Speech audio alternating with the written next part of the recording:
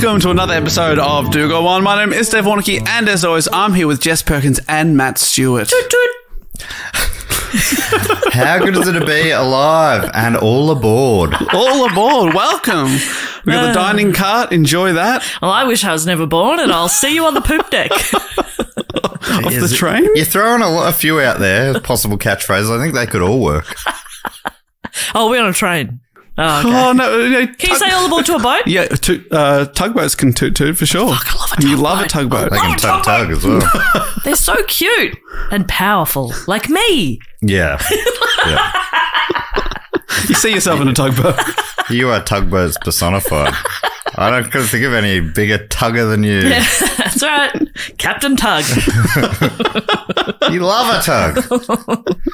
The bigger the better as well. That's right. Yeah. Hey, Dave, how does this show work? I'll absolutely explain that to you right now. Thank you. What we do is we take it in turns to report on a topic here, often suggested, but not always, to us by one of the listeners. We'll go away, do a little bit of research, and then bring it back to the others in the form of a witty report.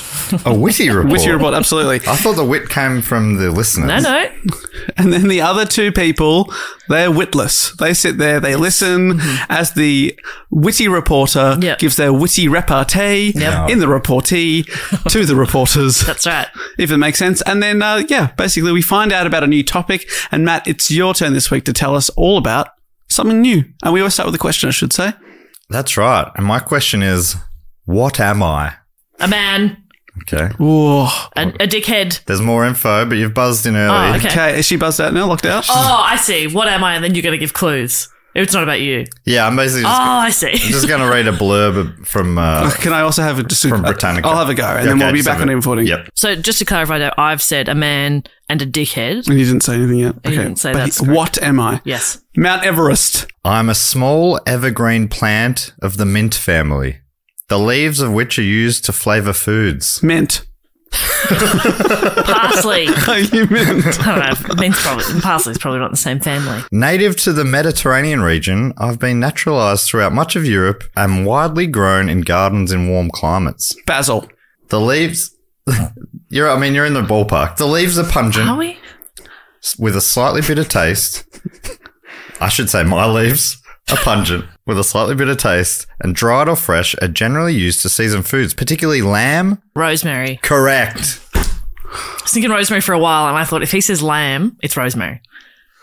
And then you said lamb. Yep. And I was like, holy fucking shit. I think it might be rosemary. Oh my God, I am strapped in for the report on history of rosemary. History of rosemary. Well, this is a very particular.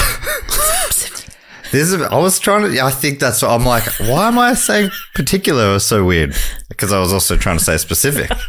My brain works in particular ways. I love that as a word. Okay. Bring it in. Particular. Well, particularly this week, I'm talking about Rosemary Isabel Dickerson, who was born... Oh, it's a person, not a type of rosemary. I'd never heard of her, so I assumed... Can we have the name one more time? Rosemary Isabel Dickerson. Dickerson. More commonly known as Rosemary Brown, as she marries later. Right. Okay. That's a real downgrade from Dickerson to Isn't Brown. it? Come on. Rosemary Brown. Yeah. Will you be talking about the herb rosemary again? No, okay. Do you have any herb? Do you want to get any herb off rosemary's your probably one of my favourites, that's all. Right. I just thought that was, a bit of garlic, rosemary on some potatoes, heaven. Oh, The yeah, most fantastic. controversial, though, is the coriander, which is what I thought we were maybe moving towards. And how do we feel about that? Hate There's three it. of us here. Was one hater? I'm a neutral. I'm a neutral. I didn't know people were neutral. And I'm pro. I'm a big lover. Okay, Coriander don't lover, like they it. call me. We're the full spectrum. Yeah. Wow. All three stages of the spectrum. I think in so many ways we represent a spectrum. Yeah. Look at the diversity in this room. That's true. When it comes to coriander, that cannot be denied. So Rosemary Isabel Dickerson was born on the 27th of July, 1916 in Stockwell, southwest London. She was the daughter of an electrician and a catering manager. Same person or parents? Yeah, I was thinking the same. Sorry. Father was electrician, mother was a catering manager. And what year was this, sorry? 1916. Oh, wow, okay. Right, I was hoping that there was a real moonlighting situation going on here. I was wondering, was the catering or the electrician at night? And I assume that because back in the day, as soon as women were married, they didn't work anymore. So that's why I was like, oh, Mum's working. Yeah, it's like, you're catering to your husband's needs. That's what Dave says at home. And it does not go down well. Oh, absolutely not. Absolutely not. I'm kidding. I was being ironic. I'm so sorry. I'm a feminist. You're a coward as well, Dave. Stick to your guns. Never. I'm terrified of my own home. So they lived above a dance hall, and young Rosemary won many youth dance contests. That's really convenient. Yeah, just pop downstairs, Yeah. win a trophy, pop back upstairs, put it to on the bed. shelf, go do it. So it's not ideal to live above a dance hall. Probably not. In terms of the noise, you think. Yeah, Especially the that's true. tap dancing concert. That'll keep you up all night. And then she's practicing upstairs, Oh, and they're downstairs going, "Come on, we're trying to sleep down here." Well, that's how she got so good. Yeah. While they were sleeping, she was dancing.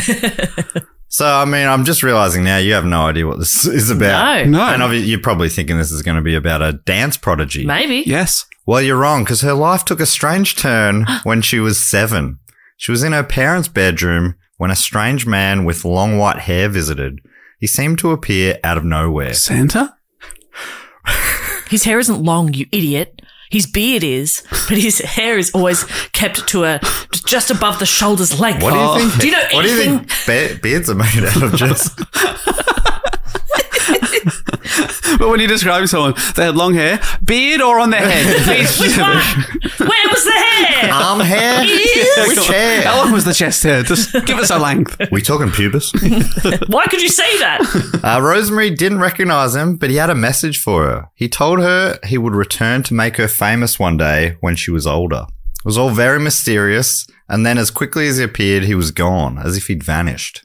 What the heck? While dancing was her passion, when she left school at the age of 15, her dad didn't think there was a future in it and instead got her a job at the post office. He's like, "You may not dance. Wow. Yeah. You will post." You can dance all the way to work, which is across the street, But so not very also, much. don't dance to work. You'll look like a crazy Yeah, it's person. really weird. We're going to move to live above the post office now. I don't believe in a commute. 2 years after that, she saw a photo of a man with long white hair. She immediately recognized him as the man who visited her 10 years prior. She's like, "Oh my God, that's the guy." Oh my God. And she was looking at a Christmas card. I've seen him before. It was a Coke ad. Christmas Coke. So who was this mystery man? Well, the photo was of Hungarian piano virtuoso and composer Franz Liszt. The only problem was, when Rosemary was visited by him, he'd already been dead for 37 years. What? Can I quickly check the pronunciation there, Dave, or just Franz Liszt? Yes. Yeah. I mean, we cannot see it written down. Yeah. But it might- Oh, you're not heard of him? No. Franz Liszt. No. No. Well, I'm probably saying it wrong because I think he's a famous one. That doesn't mean that Dave and I will know him. Oh, that's true. So, a famous Hungarian composer. I did play piano for a while, but it was a lot of da da da da da da da da. And you called it piano. piano. I played the piano. I played piano.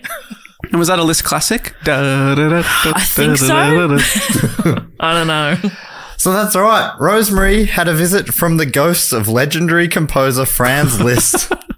As time went on, Rosemary connected with more spirits. She was a medium, as it turned out, and as such was able to communicate with the other side. When asked about her ability in an interview many years later with Newsweek, she replied, "I've always had the ability, ever since I can remember.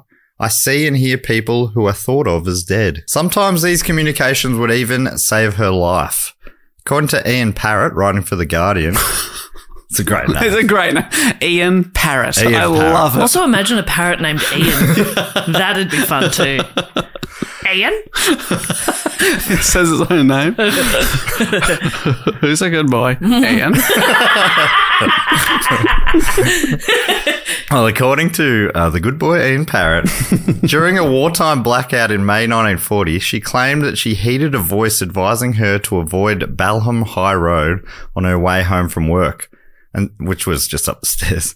And so she escaped a bombing raid that killed hundreds. Whoa. This is And that's the normal route she would have taken. Yes. But a voice said, don't go there. Wow. Yeah, I find that interesting as well, because you think of ghosts as being from the past, but apparently when they cross over, they can potentially tell the future as well. Or maybe they'd just seen the plan. I guess that's all it would have been.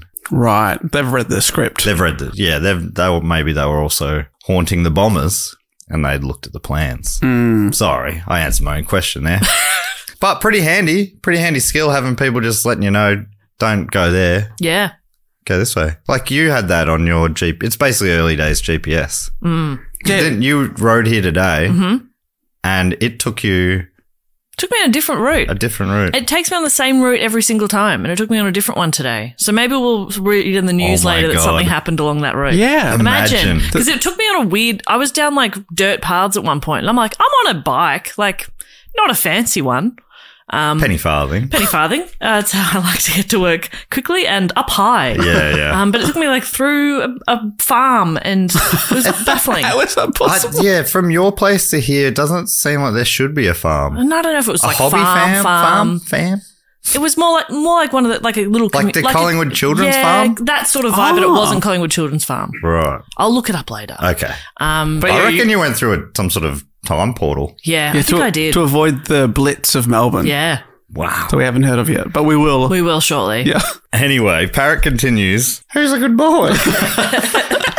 3 years later, she contracted polio, but overcame it. And in 1948, at the age of 32, started taking piano lessons, though these only lasted about a year. In 1952, she married Charlie Brown, taking his name to become Rosemary Brown, which is what she is better known as today. Like she was born in 16, got married when? 1952. How old is she, Dave? What, 36? That's old for back then. Yeah, she's practically dead. Now I think completely fine, you know? Yeah, like it's great to learn who you are. Yes. Grow within yourself. You know, meet a partner whenever is right for you. Yeah, Dave married young, in my opinion. Yeah, I married too young. At 31, absolutely. How could you be sure I was chatting at that age? I was chatting to a friend the other day, and her husband's brother just got married very recently. And I was like, how old are they? They're young, aren't they? And she's like, yeah, they're both 25. And I was like, oh, babies. Yeah. And then she was like, my husband was 25 when we got married. And I was like, I remember that, of course. Yes, I remember you marrying a baby. I was like, you married a child. Weird. You married a child. It was weird then and it's weird now. Yeah, that's like our parents' generation getting married. They did it in their 20s, but yeah, it does seem young now. Oh, my God, yeah. But that's just because we're babies. Yeah. Who refuse to grow up. That's right.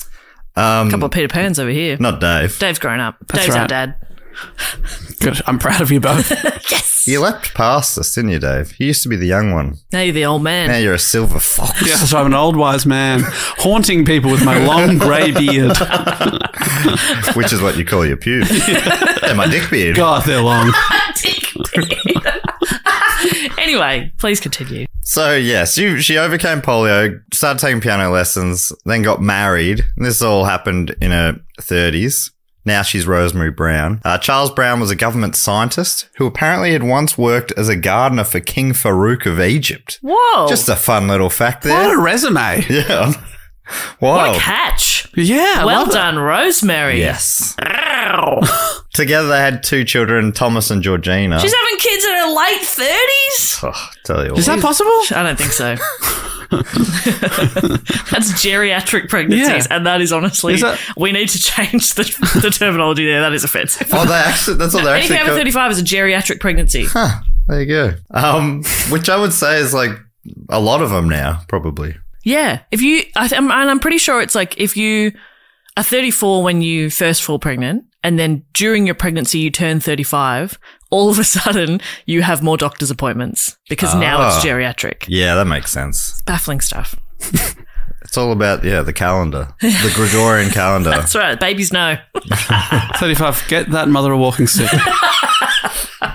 Bed rest for the next 6 months. Sadly, the marriage only lasted 9 years as Charles passed away in 1961. The same year her mother passed away. Her father had died a few years prior, so she lost everyone close to her, apart from her 2 kids, in a pretty short period of time.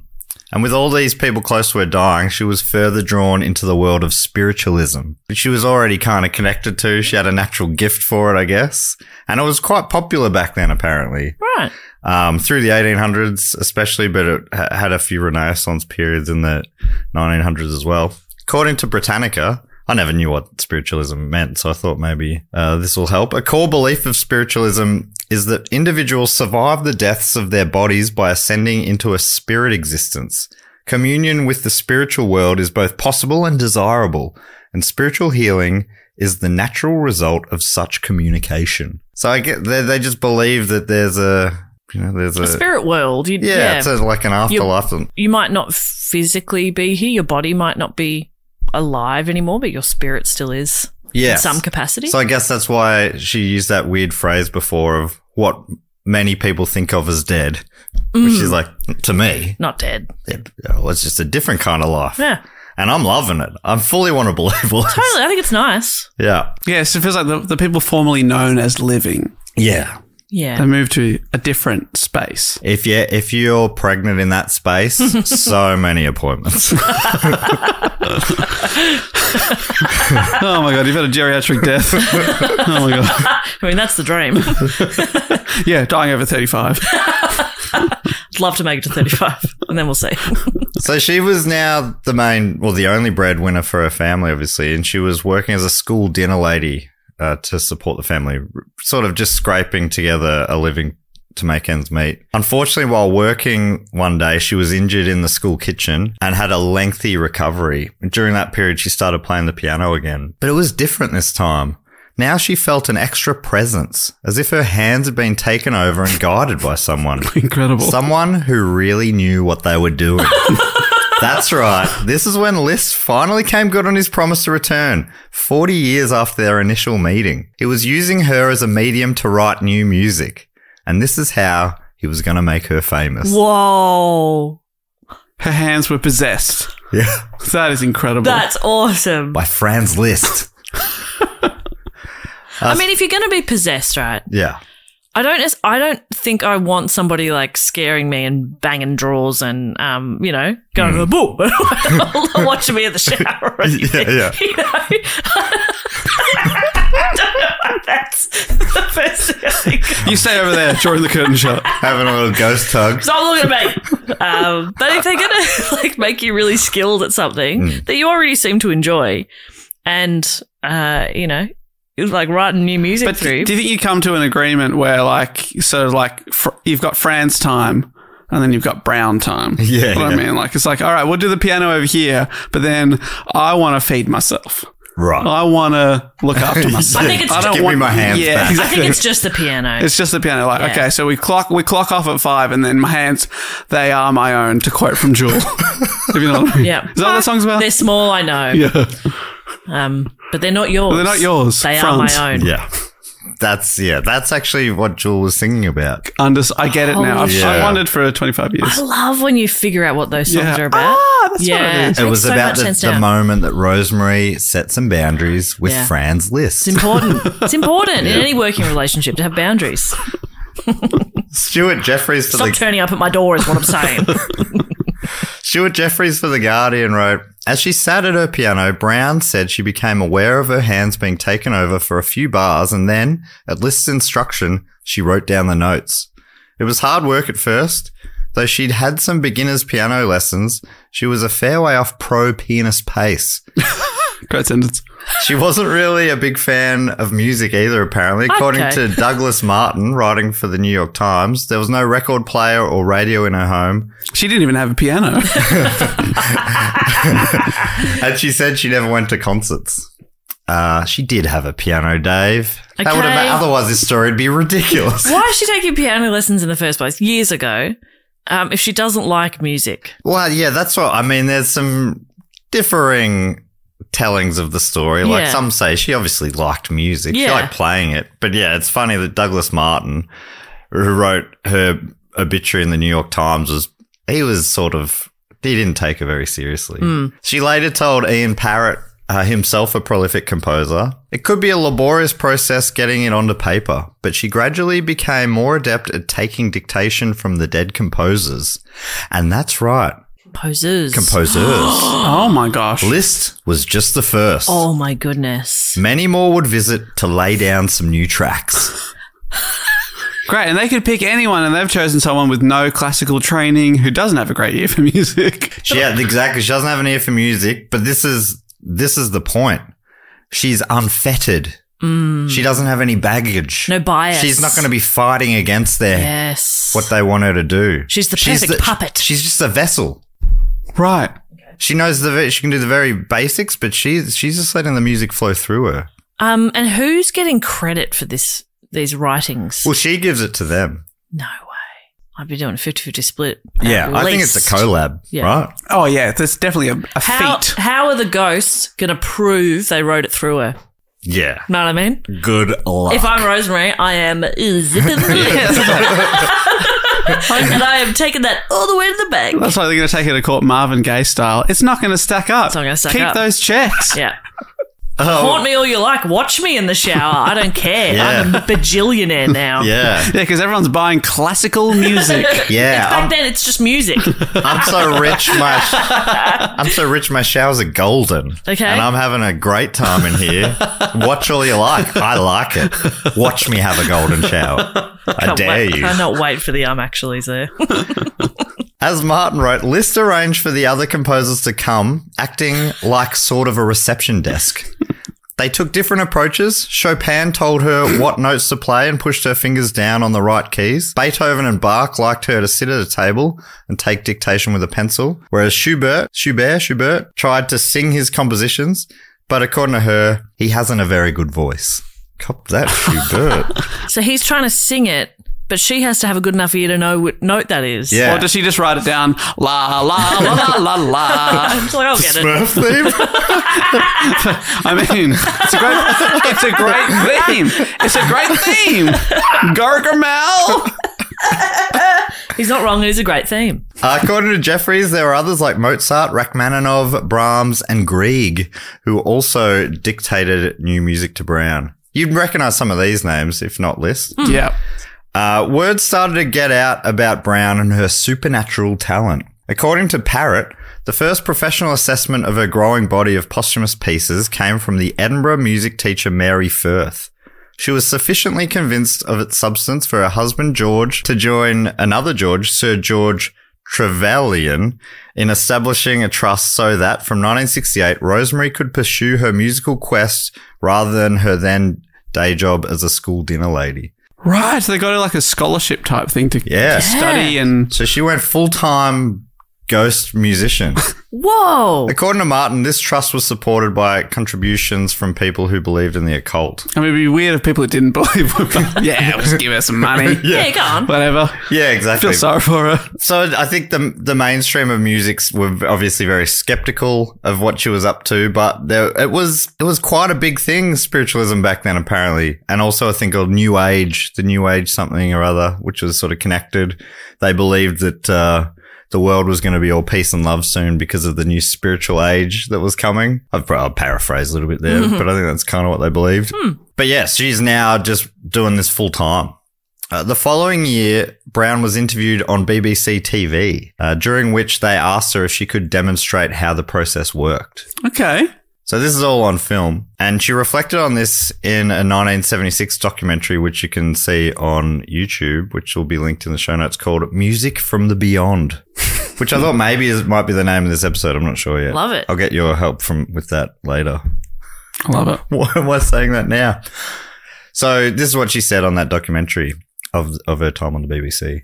That was a very notable occasion when the BBC here in London asked me if I would try to work with one of the composers while they were watching and recording. So I sent a sort of mental request out to composers to say if any of them wanted to come and work, would they please come? So we sat in the room of my house with a tape recorder, and I didn't know who would come or if anybody would come at all. But then I saw that Liszt was there, and he said he had a piece of music to try to transmit to me. She then explained quite a lot of detail how he gave her the instructions bit by bit, and she wrote it all down. So, and she was like, oh, this is confusing. Different time signatures for different hands and all these sort of things. And she's like, this looks like a bit of a mess. She continued saying, I began to get very worried about it. I thought it could be total nonsense. It could be a terrible sounding piece of music. So I said to the BBC, would you mind if I try to play what I have so far? Because I want to know what it sounds like. And of course, I couldn't play it. I couldn't even read it, you know. But Jeffrey Skelton, who was with us, is a pianist. So he sat down at the piano and looked through it, and then he played it through.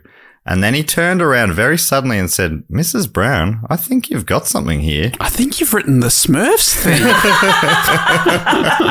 La, la, la, la, la. And she said, I was relieved to know it was a good piece of music. Wow. Liszt didn't give it a name at first. They continued working on it later. And when he finished it, he named it Grübelei.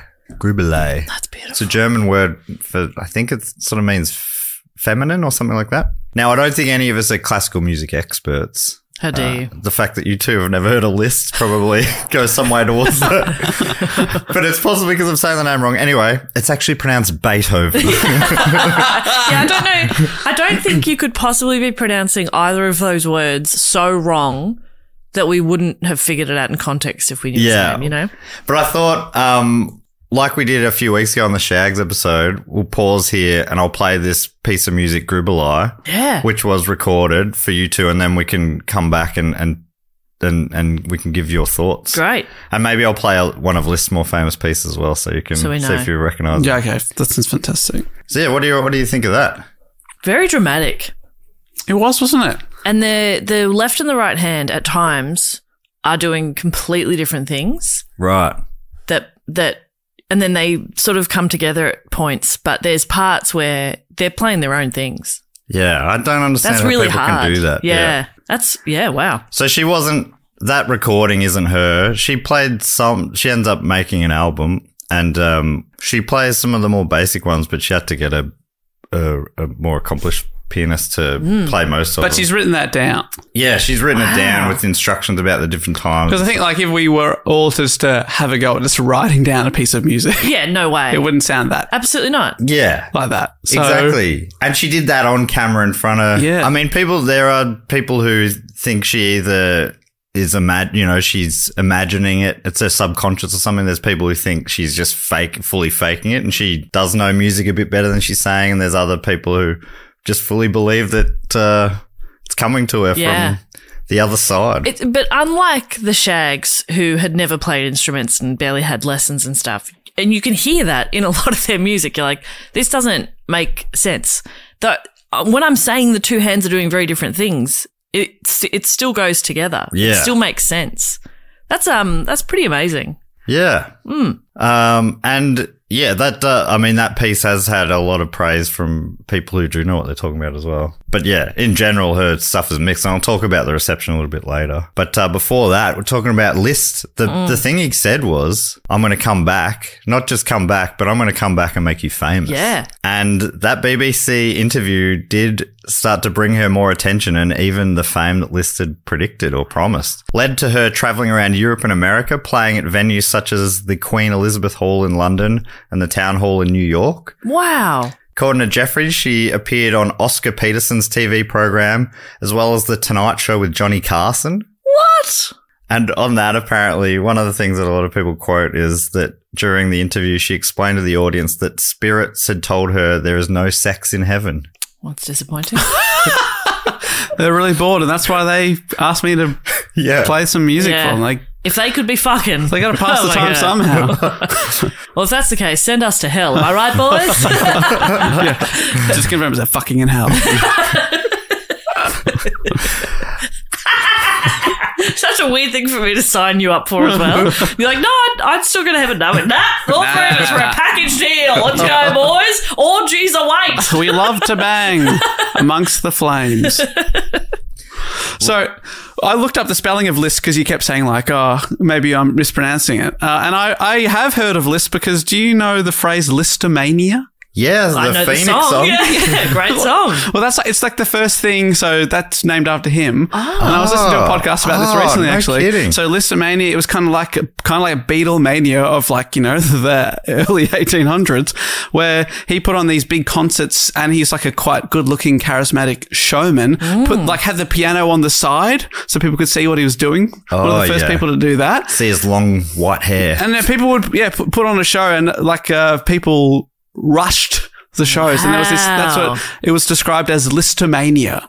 So there you go. That's one of the first, manias, paving the way for Beatlemania only 125 years later. Yeah, okay. No kidding. And he didn't always have long white hair. He's a bit of a fox, though. Look at him. Bit brooding and like... Yeah, apparently, people said he was hot. He looks like, if that guy... This is the 1800s as well. He walks into a party and he's like a cool musician. A couple of heads are turning. Okay. And they're mine and yours. And we're going, hubba, hubba, Hubba, hubba. Hey, can I get you a drink? Can I get Yeah. you anything? Please. He's treated as one of the world's first pop stars. Do you want my Wow. hands to do anything in particular to you or with you? Just kidding. Just kidding. Or Little am joke I? there. Or am I? Do you want to play piano or anything else? Anything else? I'm up for it, but I'm joking as well if you think that's weird. Apparently, Leonard Bernstein dined her at the Savoy and then played some of her transcriptions and was especially thrilled by her Rachmaninoff. Wow. As she gained this attention, she also attracted the inevitable skeptics who asked how she was able to communicate with these men. Most of them don't speak English, like Ludwig van Beethoven is a German. And she later explained Beethoven has obviously taken the trouble to learn English since he passed over. Oh, okay, fantastic. Come on, guys, think it through before you just your throw question out this, sounds silly. this baseless criticism. Yeah. I mean, if you're not allowed to have sex, think about how much more time in your life you've got now. Yeah, you don't have to go to work, and that Yeah. takes up most of your You're like, time. I'm having sex like 22 hours a day. If you take that out, I'd have time to learn like dozens of languages. Exactly. I reckon, to me, I would have been like, they're spirits. They can do Anything. Yeah. Or You're worried about the speaking different Yeah. languages? Yeah. They're floating through space and They time. can go through Yeah. a wall. I think they can handle English. Yeah. And you don't want to say anything about Dave saying he fucks 22 hours a day? You happy to move on from that? Yeah, I mean, let him get away with that one? Matt knew that. Okay. Is Matt involved? No, but how many hours are you on a day at the moment, Matt? You're weaning yourself off at the moment, aren't I'm you? waiting myself. I'm down to 23. Trying to get more done in your life. I'm early in the process. I'm tired all the time. Trying to wean up. Yeah. Wean up. It's pretty much all callous down there.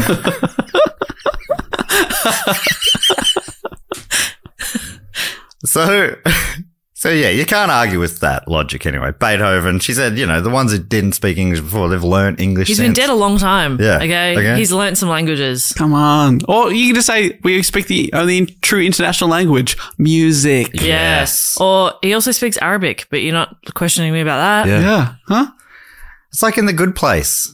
They were all from different places. They all could understand each other. It's just... You hear each other in your afterlife. language. That's nice. Yeah, you just write back with a link to The Good Place. Yeah. How about this? How about this? Watch a few seasons of this, okay? That'll answer a few questions. Yeah. Also, it's just a delightful show. It's quite funny. Okay, it's just it's a good place to be. Yeah. You might want to just chill the F out. She also passed on a lot of quirky details from the other side. As Martin wrote, she described the various composers in often humorous detail. Beethoven, she said, was no longer deaf and had lost that crabby look, in her words. Cop that, Beethoven. So what's he look like now? Oh, Less crab-like. less crab-like. Less crab-like, Right. and he can hear. He doesn't have the Pincers. the pincers. It makes piano easier. Much easier. Debussy wore very bizarre clothes, apparently, and was a hippie type. And Chopin kept screaming something in French. It turned out to be a warning that her bathtub was overflowing. Le bath! What is he saying? So he speaks English. They've all had time to... Yeah, but when you're panicking, you go back to your native tongue. Yeah. Come on, okay. Dave. I just saw that. You're one of these skeptics who are asking the wrong In questions. an emergency, you're just going to bust out some French, are you? Yeah, you're I going don't think fluent so. in French? Je m'appelle Dave. Je m'appelle Dave. There's a fire. Je suis désolé. There's a fire.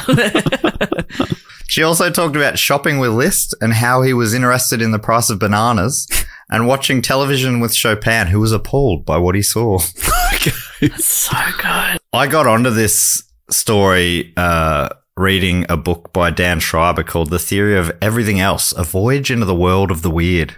And there's a chapter on people who've like created stuff with the help of the other side, which That's cool. Yeah, I really enjoy this book. It's just a lot of interesting things. So I'm going to quote from that book now. He writes, Brown and the composers would often hang out and chat. Liszt in particular was basically viewed as one of the family. According to Brown, they'd talk about current pop music, watch TV, and Liszt would even help out with the kids' homework. There's an example of her son, Thomas, going, Mom, I need help with this question. What's 1 squared plus 2 squared plus 3 squared? And she cut him off and said, Liszt says it's 385. And he's like, all right. I didn't even finish the question. He wrote it down and then the next day got the tick. Correct. Wow. Wow. Huh? If I'm dead, I'm spending none of my time doing homework, let alone other people's homework. You know what I mean? I'd like figure it out yourself, kid. Again, but think about how much time you've got in the day now you're not having sex. Think about it. You've got time for maths now. Yeah, absolutely. Finally, I could learn maths. But honestly, Liszt, Thomas isn't going to learn if you just give him the answer. Exactly right. Show him how to figure it out. Yeah. So I was pretty disappointed there. Sit down with the boy. Yes.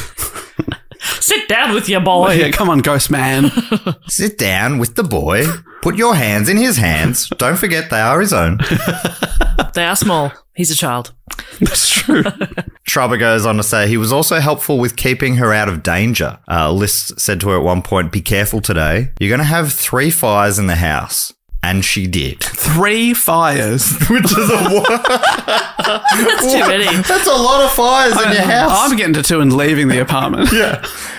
I'm thinking Liszt is setting these fires, right? I think Liszt is like, he's got his own kind of, psychic abilities or something. Imagine making the 3rd call to the fire department for the day. Hey, it's sorry, me again. Guys, it's happened again. You won't believe this. Oh, you're still at the front? No worries. Have you boys left yet? Fantastic. It's happened again. So I'll put the kettle on for you. Oh my God, I've started another fire. I was going to offer you some lunch, but I'm too scared to cook. I'll burn the toast.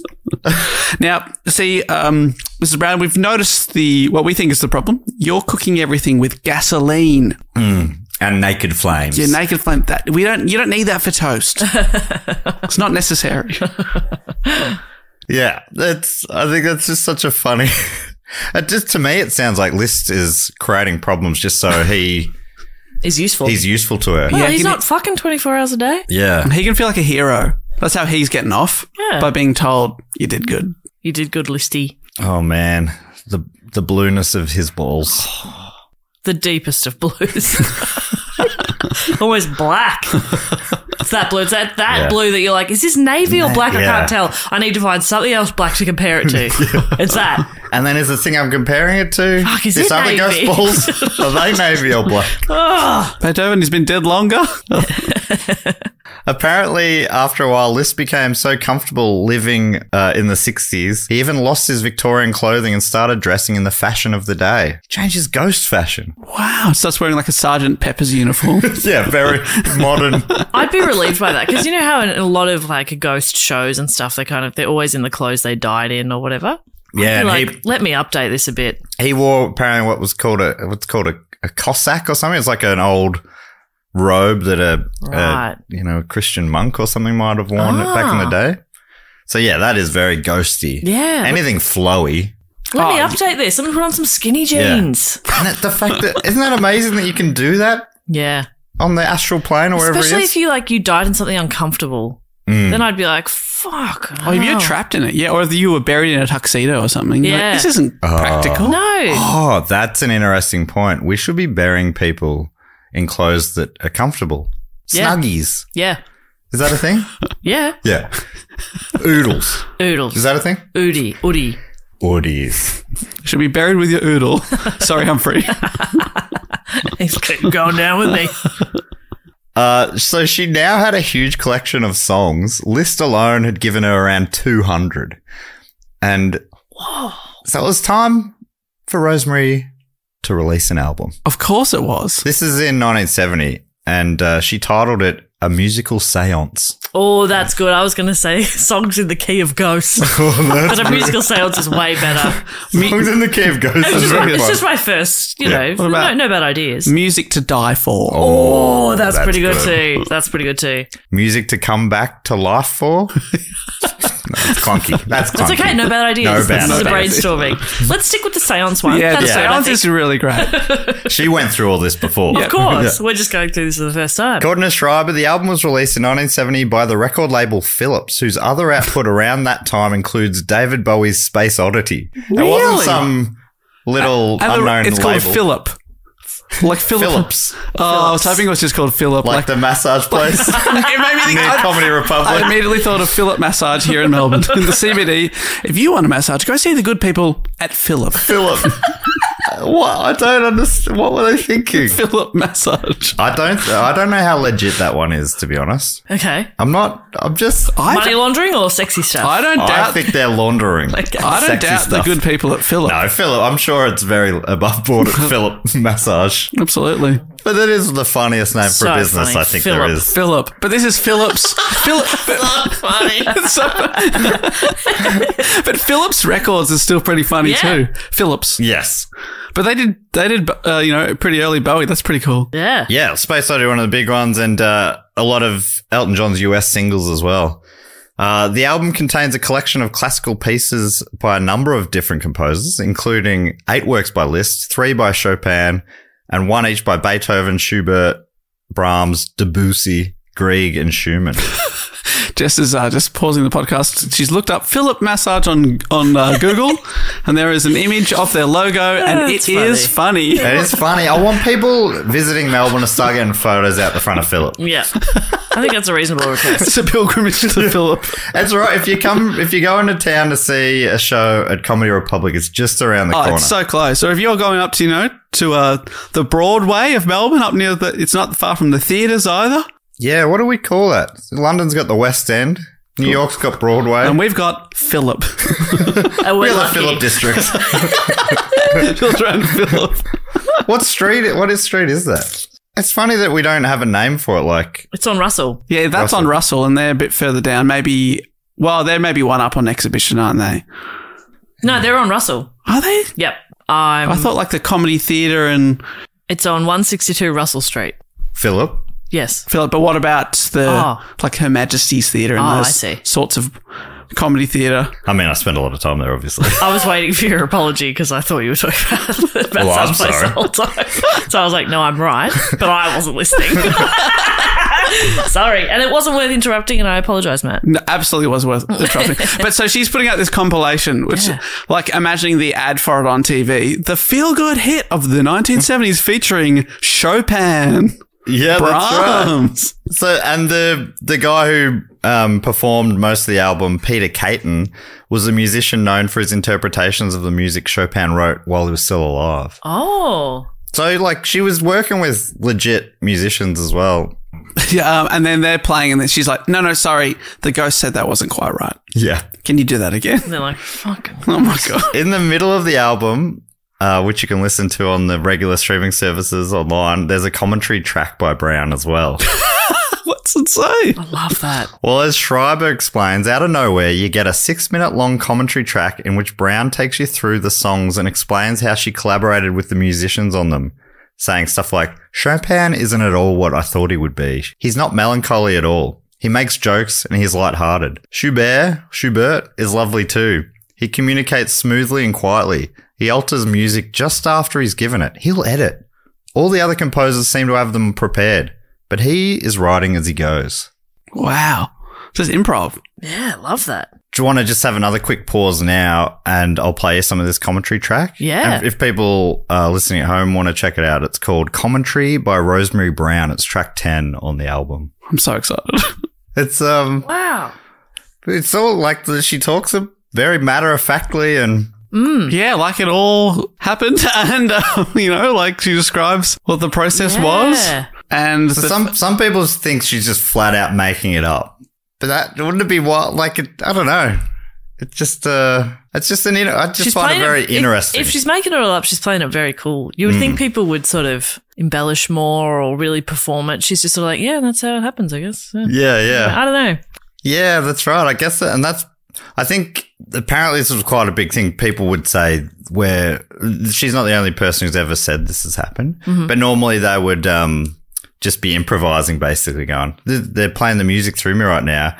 But she was rare in the fact that they were like dictating it to her and stuff, and she's writing it down. And then she said she had to basically wait to be taught how to play it. Yeah, which is very interesting. And I think as well, I mean, surely there would be people who are experts in that particular composer who'd be able to like listen or read this music and be like, well, that is sort of their style. Or, yes. Like, how would she know the style if she's not a professional musician? Yeah, which is exactly what people who believe, they use those kind of arguments, because people have looked into it. They'll say like the quality varies quite a lot, and that's what people who believe and don't believe say, which would make sense. Like it's not like they've never written dud songs. Yeah. Even the greats would, they're just banging out stuff. If you did take it at face value. Yes, right, but also like, is there varying genre that she writes? Yes, it doesn't all sound the same. No, the genres do vary, and or the styles vary. Yeah. And some will say that it's like she's just sort of taken their music and done a pastiche of it. Yeah. But that would mean that she's sort of been lying about how much she knows about the music and that sort of stuff as well, which is possible. She could just quietly have studied them all, and but others think that she's just done it subconsciously, like she doesn't realize she's done that. But wow, I find it very fascinating anyway. Yeah. I can't believe in it, but I like the idea of it.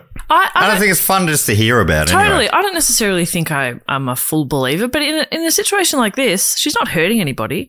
I don't really like it when people when people are using these sorts of abilities to take advantage of others. I think that's awful. But like, if you've got, it's often like older relatives that are going to see mediums and stuff like that. And if it brings them comfort, what harm's it doing? Yeah. Know what I mean? As long as it's not causing anybody else any harm. Yeah, like I don't like it when they give like false hope, like, oh, you've lost your son, I will find them, or whatever, like that kind of thing. Yeah. But if it's just sort of like, your parents have been gone a long time, your dad says he likes this and it brings somebody comfort for a moment. I don't have an issue with that. And your dad's also saying that he wants you to give me some of his inheritance. Sorry, let me speak to your father. I couldn't possibly. Sir, please, you insist? That I don't like. That's the only way you can pass over into heaven. Oh my goodness. There's no sex up there. This is so awkward. He's fine with that. I don't like that. But in situations like this, I don't think she's harming anybody. I think it's pretty cool. Yeah, I love this story. Yes. So the question, we've kind of talked about it, but was it any good? Well, it's had pretty mixed reviews. I mean, the song we played before, Grubelei. Yeah. You both seem to think it was pretty good, but like I say, no expert. What do we know exactly? I could listen to any sort of classical music, and I think often I'm like, oh, this is very nice. Yeah. So you could tell me it's great, and I'd go, good. Yeah. You say terrible. I say. I agree. They've never played a piano in their life. Yes. I can they hear haven't. That. I can hear it. They have 100%. not. I don't know what I'm talking about. It's same as like art. People are like, this is amazing. I'm like, yeah, it is. Or they're like, what a piece of shit. I'm like, I agree. Yeah. I have no idea. I tend to just be like, I like the colours. Yeah. That's a very realistic picture. I love how big it is. I like how colourful it is. Yeah, that's right. Matt loves the big one. He likes big and colourful. Yeah. Yeah. That's what art is to me. Agreed. The bigger the better. Yep. Size matters in art. I think you just need glasses. Yeah. I do it like I've got my text on the computer right now. It's the same with art. Yeah. Can we make the font of this bigger? Got pretty mixed reviews, and even the ones who were favourable would point out that a lot of the tracks aren't too good, like our mate Parrot, who was a staunch believer in her. And also a composer. Also a musician. Yeah. He was a musician. So, and when he met her, like, it wasn't like he always believed, but he believed in that kind of world a bit. Yeah. He listened, and he's right into it, And he wrote her obituary for The Guardian. That's what I've been reading out from his quotes. He wrote, even if some of the other pieces from composers, including Chopin, Schubert, Debussy, and Rachmaninoff are lightweight, the 1969 item called Grubelei, the one that we listened to before and that was partly written with the BBC interview, is undoubtedly a most spectacular and unusual piece. It has strong harmonies and cross rhythms.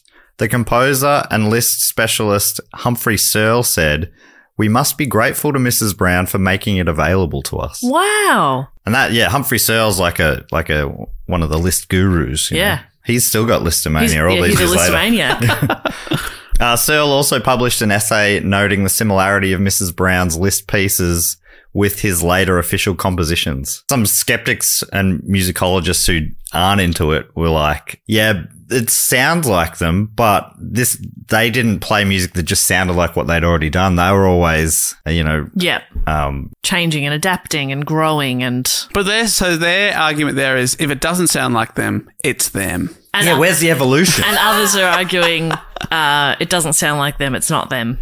Yeah, like you can't win there. No. You're like, no, that sounds like him. Pretty sure it's not him. Same people are like, I don't like the Arctic Monkeys anymore. They should have stuck to their old stuff. It's like, yeah, they've been around for a very long time. Yeah. And those albums are still there. Yeah, you can still listen to them. And they can't possibly just do the same thing forever or they'll die.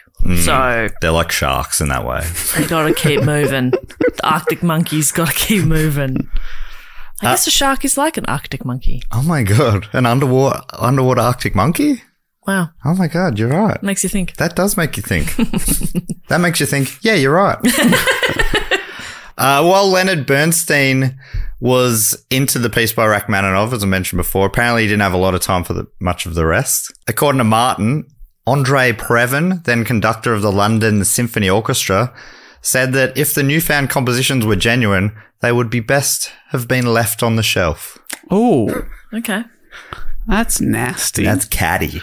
Meow. And is she just composing just piano parts? You know how, they would do the whole orchestra, that kind of thing. I think it's just the piano. It's just the piano parts. And she's like, yeah, you feel it. If you want to play it with a philharmonic, just fill in the rest. Yeah. You're a philharmonic? Isn't that what you do? Okay. Philharmonic, fill in the rest, okay? Fill it massage. Figure it out. Fill it massage. If we can get a sponsorship going, oh my God. So but they only pay in massage. I'm okay with that. Hey, we'll accept. But I'm only accepting it if it's from Philip himself. The British composer Richard Rodney Bennett, who did the music for films such as Four Weddings and a Funeral and The Brink's Job, which was an episode we did not too long ago, one of the film adaptations of that story. And he did a bunch of other movies as well as. But you said Four Weddings and a Funeral, right? Yes, that's probably the most famous one. That's like my all-time fave. All right, there you go. Wow, love that movie. So he did all that, and he was entirely convinced. This is according to Martin, at least at the time. He said that when he was having trouble with a composition of his own, Mrs. Brown passed along Debussy's recommendation, and it worked. It was like real specific stuff, like putting staccato in certain areas, and he said, if she is a fake, she's a brilliant one and must have had years of training. This is what he said to Time magazine. Some of the music is awful, but some is marvelous. I couldn't have faked the Beethoven myself. Wow. I must say it was good enough for Debussy. Yeah. It's good enough for me. Debussy is one of the great names. Isn't Good enough it? Put your whole Debussy into it. Heaven, no Debussy. But I also like how everyone seems to have a different one that they're like, this one's brilliant. All these different people who are experts are like, there's one saying that Liszt piece is brilliant. He's saying the Beethoven one is, Bernstein said the Rachmaninoff one was. It's coming across like music is subjective, which is crazy. Mm-hmm. Wow. As mentioned, Ian Parrott is another big believer, as Jeffries wrote. Parrott believed she wasn't clever enough to fake what she... Come on, Parrott. to fake what she transcribed. She's like, that's what I've been saying. You're on his side. That's your defense of her. She's an idiot. Have you seen her? He became friends with her too. Have you spoken to this woman? Not much happening upstairs, let me tell you. This is what he wrote in her obituary. In my view, the limitations of her training left her unfettered by too much formal apparatus, and so better placed to receive music from others, which we were sort of talking about before. Liszt apparently told Brown as much. She related him telling her, quote, a musical background would have caused you to acquire too many ideas and theories of your own. These would have been an impediment to us. So that's what Liszt told Brown. Wow. Right, we wanted a blank canvas. Yeah. We wanted a bit of an idiot. Yes. A sweet idiot. Her fingers could work a piano in a beginner's way, but he'd make them dance. Across those beautiful keys. That's nice. Back to Jeffries. Here's another theory. Musicologist Dennis Matthews, writing in The Listener in 1969, suggested that maybe Brown was too clever to be detected by Parrot's musicological radar. Perhaps she... I love that sort of little backhander. Yeah, Parrot. He's the idiot. Yeah. They're all pointing fingers at each other. Perhaps she soft-pedaled her musical training and in reality composed pastiches of dead white men's music rather than passively channeling their posthumous compositions. So that was his theory, was she actually... Was very good. She was very good, didn't let on and just sort of put together these reworkings basically of stuff they already did. Jeffries continues, as for Rosemary Brown's music, questions remain. If she really was a fraud who actually composed all these works herself, why did she not write her own music? If only there was some way we could contact her from the other side to get these answers. Very funny stuff from Jeffries. But she's not coming down. She's not working through other people. Yeah, isn't that interesting? Well, I guess her skill was being the medium on this side. But so you'd think she'd be able to find someone to work through. If they've found her. Yeah, who knows? Maybe she's like, I just want a break. I'm just going to enjoy heaven for a bit. Yeah, maybe she found the fuck room in hell. The fuck room. In hell? It's hell. all a fuck room, Yeah, mate. yeah, that's one. Oh, sounds like hell. Sounds like my life. Your life is hell. Yeah. I just want some sleep. Nah, can't have it. Gotta fuck. My parents listen to the podcast. This has been a bit of a funny episode. There'll be people, new listeners coming in. Oh, lovely story about this. Classical music and a nice lady. Dear. Oh, my goodness. I'm turning this off. This is no good. I think that's another possible title. Classical music and a nice lady. I think ghost musician would really get people's attention. Music in the key of Ghost. I won't say no. So there's talk about does the music have any merit? You know, no matter what we know, we can never know what's real and what isn't, but does the music itself have merit? And apparently, Igor Toronier-Lalick, the artistic director at the London Contemporary Music Festival, thinks Brown's music has value, whatever you think of the story, saying, the genius of these works is that they move music into conceptual art territory far ahead of anyone else, in that the works emphasize and prioritize the context, the reception, the origin story, the nature of reality, and time itself over the sound. Whenever we listen to a work, we are absorbing all this information, but composers and critics and musicologists pretend it's just about notes. She's the first to say it's so much more than just the notes. The fact that we don't know whether she did this consciously or not makes the work all the more intriguing and beguiling. Even if you think she's a fraud, he argues that, just at the level of improvisation, it's amazingly fluent and shows a level of skill mixed with mischief that is pretty inspiring and astonishing. I love a level of skill mixed with mischief. Yeah. Yeah. It's a great combo. And it is incredible that she could keep the improvisation up. Yeah. Keep the character up. Yeah. Totally. What do you think of his point there that it's like she's basically turned it into it's a story, and that's why, like, potentially if she just if she is a fraud and she wrote all this music, maybe she would have had a bit of minor success. Mm-hmm. But this has given it a whole story. Yeah. Which a lot of pop and rock stars do, don't they? Give themselves that mysterious background. Yeah. She also didn't really push that hard.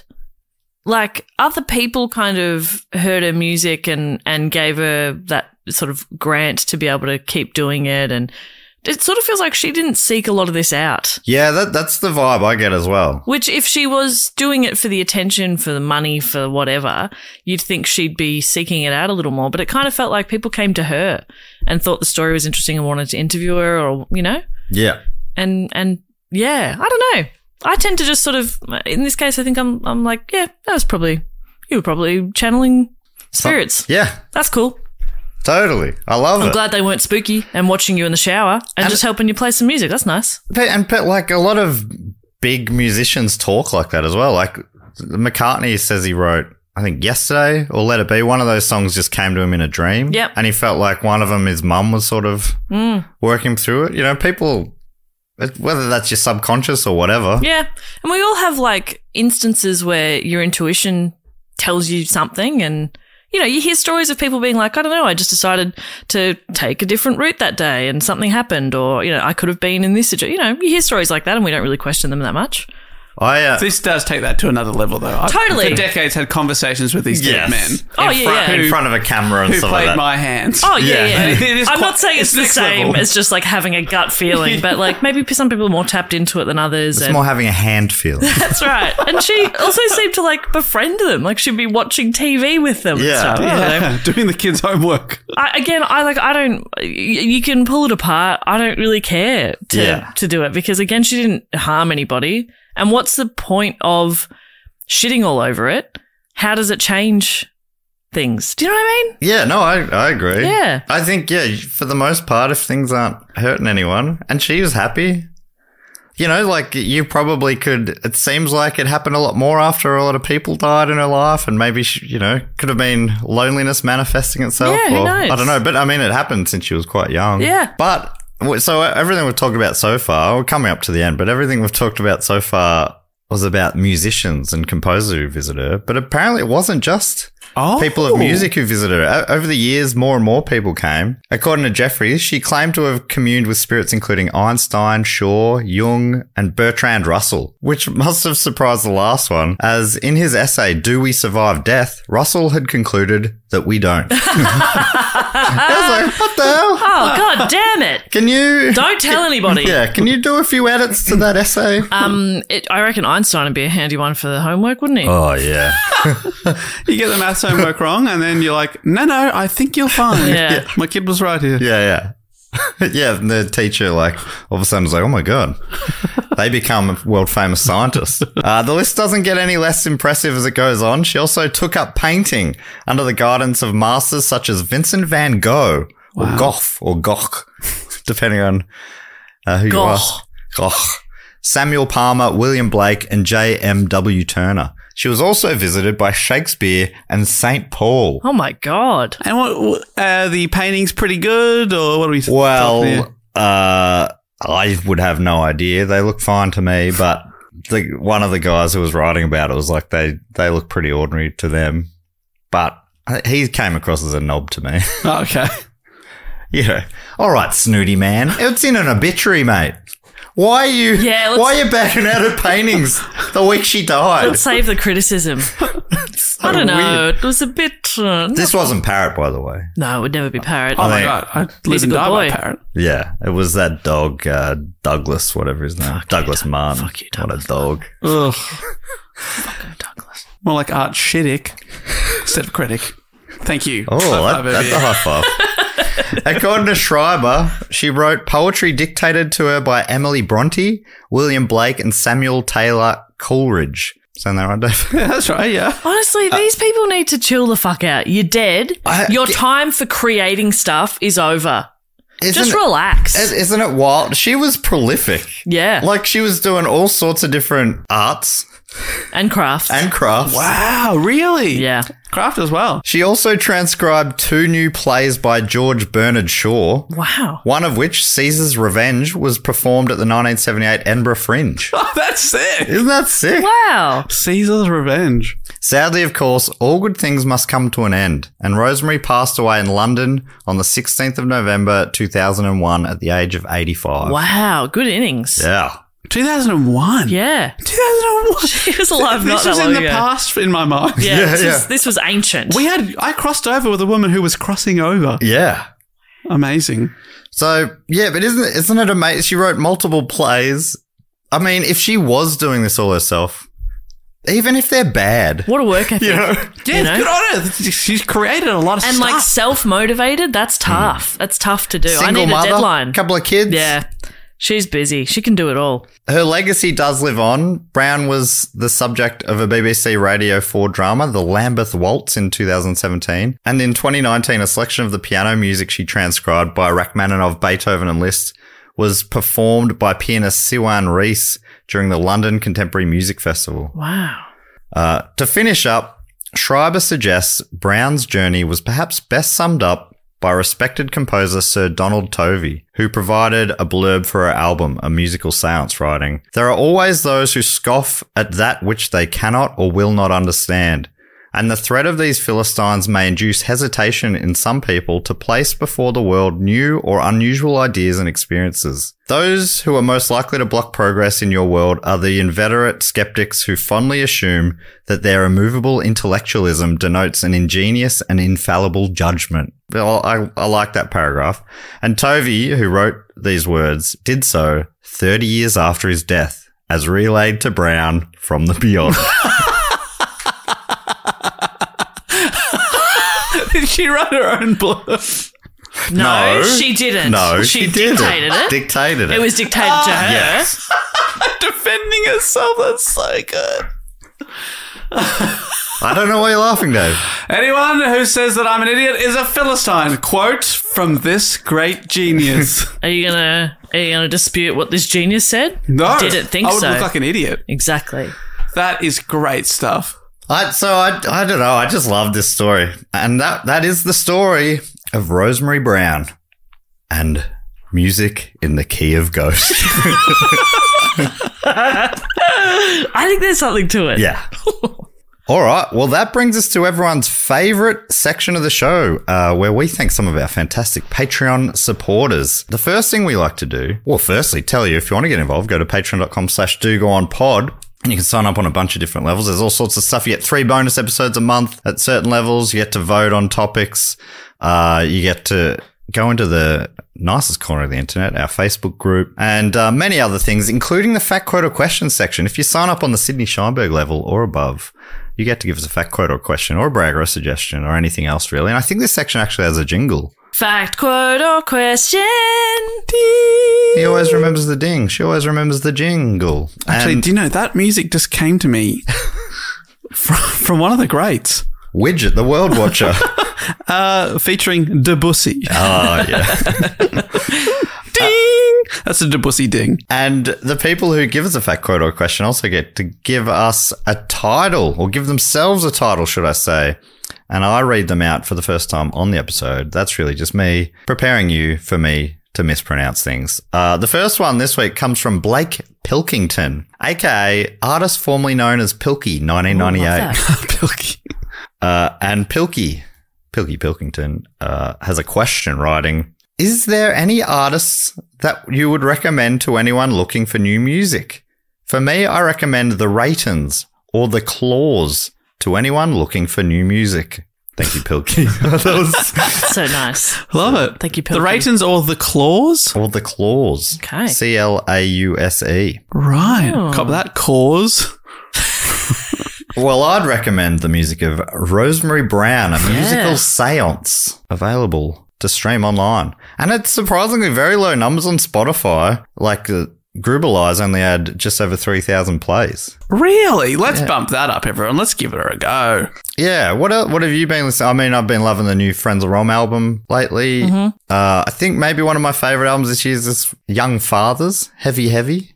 Is the name of the album. But Jess, you're really the one to probably ask a question like this. We were just talking about this that's before we right. started. Perfect. What were you talking about? So, okay, I won't tell the whole backstory, but basically, I was recommended to check out a song to play on radio last weekend, and it was by a band called Big Blood, who I'd never heard of before.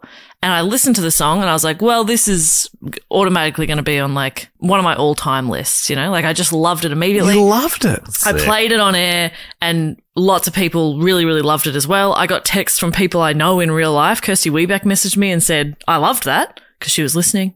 So Big Blood, the song is called 1,000 Times. I haven't listened to much else of Big Blood yet, but go listen to that song. And they're Wow. from Maine. Yeah, they're like a family band. Family band from Maine. And this is a Big Blood on Spotify 1,000 times. That would be it. Yep.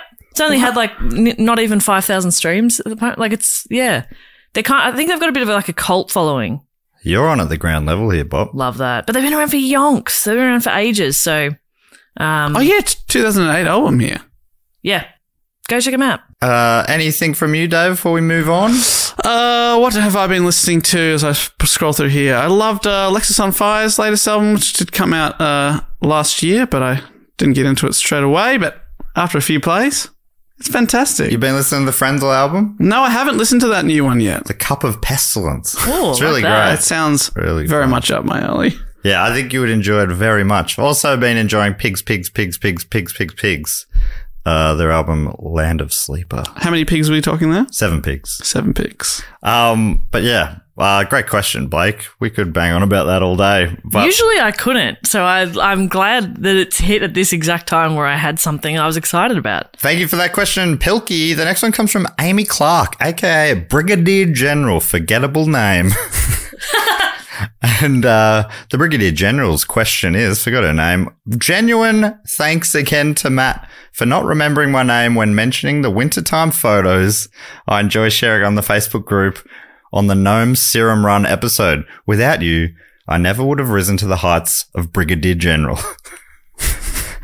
My question today is, what skill or talent do you gamify your day with or take an odd pleasure in that maybe others poke fun at you for? I'm good at packing and organising, so I gamify my day by playing a little game like Dishwasher Tetris, where I always get the high score and my partner enjoys making fun of me for my little weirdsy point of pride. I always get the high score. I hope Always you've all me. recovered from Melbourne Comedy Festival by the time this is read out. I'm really hoping to make the trip to be there next year. Oh, thank you so much, Brigadier General Amy Clark. I do love your wintertime photos. She just out the front doorstep. It's just all white. Oh, cool. Unbelievable, great. isn't it? Yeah. Unbelievable. Lovely photos. Love them. Do you feel like someone, Dave, that would gamify things? Definitely count the steps. Oh, yep. Yeah, that's gamifiable. Definitely. I don't know if I'd heard the term gamify before. I love it. I'm into it. What else would I? I definitely do. I can't think of anything off the top of my head right now. It's a tricky one. I'm sure there's other things I do as well. What about when you're sending out mail? Do you count the amount of envelopes you? Yeah, the stamps. Yeah, and I also and then I count how many I do in an hour and then try and beat it. Yeah. And then this one time I was trapped under a pile of newspapers in a garage, and I had a basketball near. And to pass the time, I counted how many times I could bounce it in an hour, and then I'd try and beat it. Yeah. You are the real life Skinner for sure. Principal Skinner. Great question, Amy. I'm not sure if I can come up with anything. It'd be putting out the washing or something. I will next time. Oh, I've been getting into, as well as doing my French lessons, I'm now doing Duolingo on my phone, and it loves telling you how many days in a row you've done it. Mm-hmm. And I'm on a streak. Oh, yeah. And it tells you, and that's very much, they try and gamify a learning language. Oh, yeah. That's a good absolutely. call. I was into that for a while on a meditation app. They had similar things like that, and I've dropped way off that now. Yeah, I remember because it was starting to stress you out. Yeah, it was that having you the had opposite to- effect. Yeah. Oh, no, I haven't done my 15. Oh, Yeah. no. Exactly. What a funny thing. Because it does work. It does motivate you to like keep up the streak. You don't want to break it. I was there at 11:56 p.m. the other night. Yeah. I've got to finish this exercise by midnight, otherwise my streak will be broken. Exactly. So you're And not taking any information I'm in. firing through it, going, Yeah. whatever, yep, whatever. You failed the level, it doesn't matter. Yeah. Who cares? That's a great question. I'm going to think about that. Thank you very much, Amy. The next one comes from Angelo Del Gaduce, aka Robert Terwilliger. Another Simpsons reference there. The sideshow. And Angelo, or Robert Terwilliger's, got a quote, which is, "And my axe." And that quote's from Giblets. There you go. Giblets, probably. And finally this week, this one comes from A Secret with a secret title. Oh. And they're writing in a complaint and promise. Well, fair enough to keep it anonymous. Yeah. Because you Here know we I'll go. come for you. Here we go. Writing, "I'm drunk, he." So my question is, when are we getting another shit-faced Matt episode? I'm talking Julia Child levels of drunk. Is Matt a coward? Is that why we're not getting more drunk Matt episodes? Matt, if you do your next report, Julia Child drunk, I will give you $1,000. This is a promise. Yeah, but you've kept it anonymous, so how could we ever know? We can't hold you to account. Can't hold you to it. Well, I'll tell you, I got a message, a DM in the Patreon group a few days later that read, "Hey, Matt, just a heads up. I might have gotten very drunk and did a fat quota question where I offered you a substantial amount of money for a drunk report. I cannot stand by that promise. Okay. I have a vague memory of it." And I said, gonna have to hold you to it. Sorry, mate. Sorry, we've got it in writing now. It's in writing. And you've admitted who you are That's now. a contract. Wow. I said, how much is it? $1 million? And he said, you'll need to find out. Okay. I know you found out it's not $1 million. It's 1,000. And that man is Jordan Nassi. Jordan, I'm expecting the cash. Yeah. Are you drunk? Challenge Oh, accepted. no. I didn't do it. Oh, Would you get drunk for $1,000? yeah. Okay.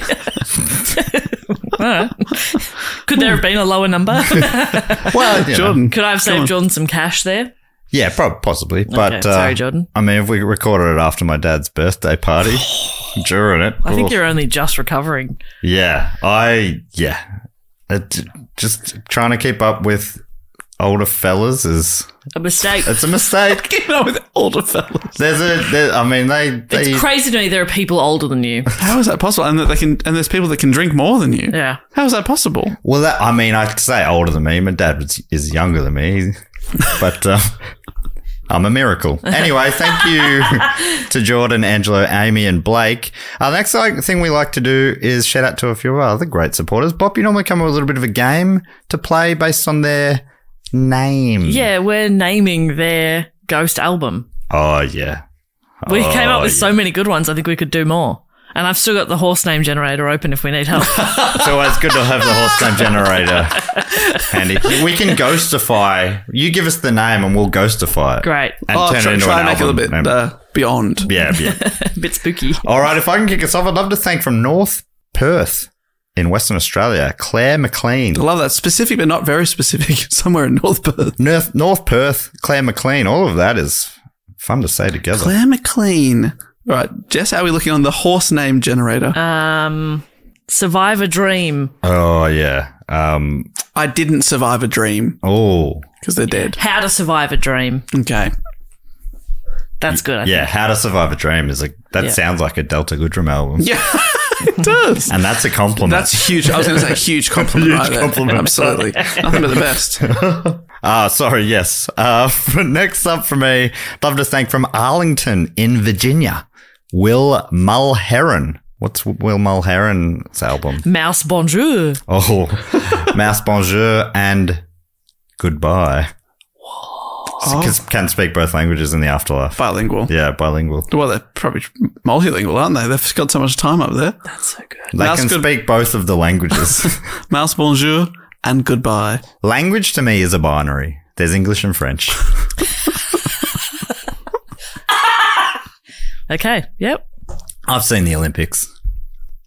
And finally from me, I'd love to thank from Canada in Ontario, Canada. It's Amanda Smart. Majestic Secret. Oh, I mean, that is already a majestic ghost secret. There it is. Right there. God, it's easy. What a isn't it? majestic secret of a ghost. Nah. What? No, first up. Yeah. Trust your gut on the first one. That was great. All right, I'll fire some names at you now, Jess. I would like to thank from Portland in Oregon. It's Travis Adams. I'm just refreshing. You are refreshing, Jess. Hamlet Jackpot. What about Hamlet is dead, comma, jackpot? That's fantastic. Beautiful bit of Shakespeare nailing there. I this. love this. From Provo in Utah. Give me two. It's a few names here. Lauren, Joe, and Griffin Gibb. Ah. The other three Gibbs. Rush Hour Conquest. Rush Hour Conquest. Rush Hour, yeah. What about, Rush. I was Rush Hour Conquest of the Damned. Oh, Yeah, there it is. That's Yep. fantastic. Sorry that Dave damned you, Lauren, Yeah, John, Griffin. and then there's like a picture of like traffic on the album cover, like gridlock. But then if you look closely, they're all skeletons. Whoa. And their band name, of course, is the CBs, the Siblings Gibb. The siblings Gibb.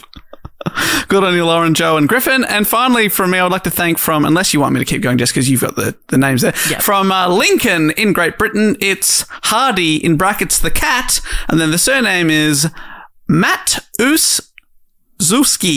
Matuszewski. Hardy the cat, Matuszewski. Sorry, I had to sound it out there. African Prince. Ooh. African Prince in heaven. That's in brackets. African King. African prince in heaven. Yeah. But we become a king. African prince in heaven, African king In hell. in hell. Yeah. It's like a double LP. You flip it Yes. over. That's the. Yeah. Oh my gosh. One's that's all good. about boning. Yeah. It is, honestly, it's gross. Yeah. But the other side, not even a mention of it. Not one, which is nice, actually. It's refreshing if you listen to the... I'll keep going here, Yes, Jesse. You got please. the name there. From Austin in Texas, let's thank Stay weird. Trent Napa. Tonto Tango. Tonto Tango with death. Oh, There's a that's picture on the great. cover, like little tango with death. Yeah. Yes. Like a tangoing rose in the mouth. of a skeleton. Yeah. Yeah. Tuxedo. Yeah. Rose in the mouth, but very much dead. Yeah. That's cool. That's cool. That's actually badass. Can I get that tattooed? Yeah, please. Full back tat. Yeah. Full back. I've got a great one coming. All right, I'd like to thank from Nars in County Kildare in Ireland. It's Jean or Jean Temple. Galactic Bullet. Whoa. Galactic If bullet. that's too full on, it could be Galactic Peppercorn. Oh, I like Galactic Okay, bullet Galactic Bullet. through the afterlife. Oh, yes. Taking you on a journey. A bullet's journey. Yeah. Thank you, Jean Temple. And finally, from all of us, we would like to thank from Kensington here in Victoria, bringing it home. Big shout out and thank you to Myra DeSmet. Myra DeSmet. Mara the Smet in French. Chocolate Chip Cincinnati. Chocolate chip Cincinnati down the river of Piss. Down the river of piss. River of Piss. That's Okay. really- Yeah, Which takes us exactly. right to Which the I think afterlife. that's a slang term for the afterlife in some cultures. Of course. Yeah. River of Piss. River of Piss. I've just got to cross over the River of Piss. Yeah. Sorry, Dave. Do you think that's obviously That's in where the hell? ferryman takes you over the river of Yes, piss. that's and right. don't pay the ferryman. Never. As our mate Chris de Berg Berg. once That's famously right. said. And when you're in hell, you can wear red. You can be a lady in red. You can do whatever you like. That's right. And he also, of course, had long flowing hair from his Oh. eyebrows. The best eyebrows in the biz. Oh, fantastic. Thank you so much to Myra, Jean, Trent, Hardy, Lauren, Joe, Griffin, Travis, Amanda, Will, and Claire. And the last thing we need to do is welcome some people into the Triptych Club. Dave, what is this about? This is our Hall of Fame, our clubhouse for people that have been supporting us on the shout out level or above for 3 consecutive levels. So a couple of years back, they got their shout out already. But to say thank you for holding true and supporting the show for 3 consecutive years, we put them into our Hall of Fame, which is a Theatre of the Mind clubhouse where basically once you're in, you can never leave. You're a lifetime member. And why would you want to leave? Because we've got a bar in there, we've got snacks, we've got food, we've got bands, we've got chill out sections, we've got indoor foosball, outdoor foosball as well. We've got everything. Indoor, outdoor foosball. Yeah, we call it It's got a retractable roof. all-weather foosball. There's lots of fun things to do. Jess usually prepares, a cocktail or some snacks, sometimes both. Yeah, and I'm not 100% sure what it's going to be this time, only because I'm going to be just doing it fresh on the day. I'm not really planning anything because I'm actually going to be channeling the spirit of Julia Child. Well, so I'm fantastic. guessing it would be like a French influence. Yeah. But I'm really not sure. I'm just going to hold a whisk in a bowl and let Julia's hands take over. Oh my God. And quite honestly, thank God, because have you ever whisked something for ages and your whole arm goes dead? I've got to say no. Sorry. I'll feel course. this one. It's a no from me. It's a no from me. So yeah, not really sure just yet, but I'm thinking it'll be pretty bloody good. Yeah, and hopefully if she's thinking about it, she'll utilise a bit of rosemary, I think. I would think so, yeah. In a cocktail, peach and rosemary, my delightful. God, that sounds fantastic. And Dave, you normally book a band. Oh, for the yes, after I party. normally do. And I have been in contact with the afterlife. Oh my God. And we How? I've got a gift. I haven't told you before because I thought you laughed me. Dave, you're not a medium, you're a small. That's good stuff. Hitting the stage, we've got Chopin. What? Featuring Debussy. Oh my God. We've got a Debussy headliner. Which of course in French means. So if I... The bussy. Oh yeah, no, this is how it normally works. I'm sitting on the door, I've got the clipboard, I'm about to read the names. Mm-hmm. We got, what do we got? 7 lucky names here. That's right. 7 people, and you're cheered on by the people that are already inside the club. And at the same time, Jess is on stage hyping me up because I am your hype man. That's right. And yeah, Jess is then hyping you And up. I'm hype lady. And he is hype man. Hype lady in red. Are you wearing red? Yes. All right. Well, let me begin from Pickerington in God's Country, Ohio, in the United States. It's Stefan Armentrout. Look, I've got to tell you, I went fishing. I went fishing for some cool people, and I've caught a big one. I've caught Stefan Armentrout. Woo, yeah, we got it, mate. Woo! From Berkhamsted in Great Britain, it's Crumbly Biscuit. Well, I felt like a real treat tonight. And I had a biscuit that was too hard, and I thought, this is terrible. And I was about to give up on my life. And I looked over and I saw, actually, here's Crumbly Biscuit, my favourite type of biscuit. Woo! I like them chewy, but welcome, Crumbly. From Amsterdam in the Netherlands, it's Jessica Klassen.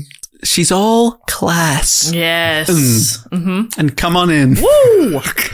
From Malton in New Jersey, it's Carl Firth. More like style, Firth. Have you seen what Carl's wearing? He's snazzy. Oh, my God. Kyle in red. No. From Auckland, New Zealand, it's Evan Lansdowne. More like Evan Touchdown. Hands down, my favourite Evan. From someone help me out with this one. Poughkeepsie in New York, it's William Jago. Jago, you are my favo. Yeah. And finally from Glasgow in Scotland, it's Gareth Bryceland. You better Glasgow in. Welcome to Bryceland. More like Spiceland. Make yourselves at home. Gareth, William, Evan, Carl, Jessica, Crumbly, and Stefan.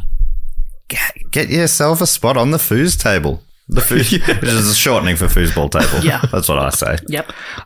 Is there anything else we need to tell people just before we finish up? That if they want to suggest a topic, they can. There's a link in the show notes. You can also check out our website, which is dogoonpod.com. You can find info about live shows we have coming up, and look at other episodes and look at pictures of us and go, wow. And if you're really interested in pictures, you can head over to find us at Do Go On Pod across all socials.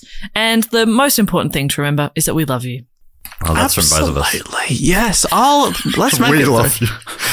That's not just from Jess. I said we. I know. And then you said both of us. I know. So it's not from Dave. No. He doesn't have any love to give. Well, me and Mozart also love you. He just told me to tell you that. Oh, wow. So I just wanted Okay. you to tell. Thank you, Mozart. Hey, we'll be back next week with another episode as we edge towards 400. Jesus You Christ. got time for edging still? I've got 22 hours. Hey, we'll be back next week. Until then, thank you so much for listening and goodbye. Later. Bye.